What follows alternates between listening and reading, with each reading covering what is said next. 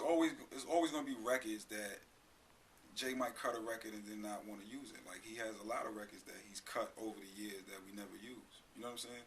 I think MC should do that. Like instead of just recording a bunch of records and just putting out whatever you do, like you should actually think about what it is that you're doing.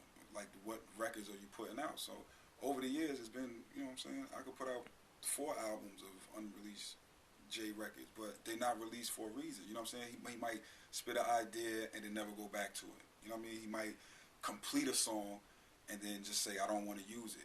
He might complete a song and it might be incredible, but then Jay says it doesn't fit in the context of what I'm doing for this album. Like, it's a million reasons why the song couldn't be on there. Or we might not have, you know what I'm saying? The sample people might have came crazy and we just said, okay, it's not that important. Anything can happen. So it's always going to be extra material that's recorded because he records so much. Were there times where you and him battled? Over songs? Yeah. Yeah, it's always going to be, like, every man is his own man and have his own opinion, like, but you got to, this is another thing that's like the genius of Jay-Z, right? He knows who I am and what I represent, right? Mm-hmm. And my taste and the type of music that I like and my circles of what I do. He also have other people that's not into the same thing that I'm into. You know what I'm saying? I more or less represent like the underground hardcore, you know, love lyrics, hard beats, you know what I'm saying, type of person. I don't want to categorize it like that, but that's generally what it is. But what I'm saying that's genius is that he's going to take my opinion, this person's opinion, that person's opinion, that person's opinion, and form his opinion on what he feels as though he wants to do. Because certain artists are only looking at it from my perspective, right? But if you really look at, let's take the Slaughterhouse situation, right? That was the time in the period for all of the me's to step up and count, and they didn't. So it reinforces what other people are saying that, yo, those internet people and the people that love that hardcore hip-hop music don't buy records, so why should I cater or even care about them? You know what I'm saying? You have to understand that there's more than just the type of people that I represent out there. So Jay being smart and understanding that, he's going to give you a record that's going to satisfy me. He's also going to give you a record that's going to satisfy this one, that one, and that one. So once he takes all that information, I give my honest opinion to him. So once he takes that information, makes a decision, and says what it is, then we go about executing it. You know what I'm saying?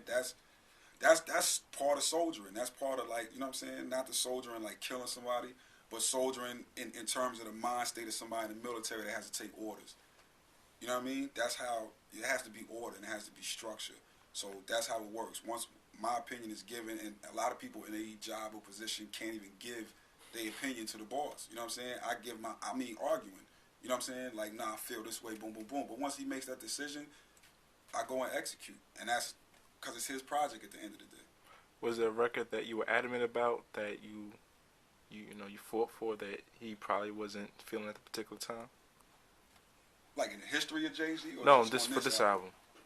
Nah, I'm trying to think. We fought over verses, more or less, on this album and not songs in particular.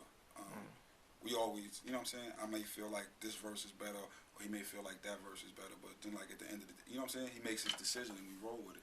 I just give my reasoning why, you know what I'm saying? I'm not going to say it and then not back it up. I say this is the reason why, I feel like boom, boom, boom. Okay, I've heard that. Here's what I think. What verse was it for? There's always a million verses. Already Home, third verse. Forever Young, there's a different verse. You know, it's just like, it could be, it's not whether or not the verse is bad or good. All the verses are good. It has to do more with like the direction of what the verse is saying and how that fits into the song. You see what I'm saying? Because you could go different places. So it's like, do you choose to go this way or that way, or are we going to talk about this concentration, that concentration? It just depends on where you're going. And once you develop, again, a focus for the song, which I think a lot of people, again, don't do. They just rap. They just say words that go together instead of, even in freestyle rap, you can still have a straight train of thought. And that's really what it is, trying to come up with the best straight, you know what I mean, direct thought. But then is that whole direction the way you're supposed to be going? So it's just, you know, those type of questions. It's never really about is it good or bad? You know what I mean? It's always good. It's just, you know, trying to make the best product that appeal to most people and still really represent you. Which is, I gotta respect writers for that. You know what I mean?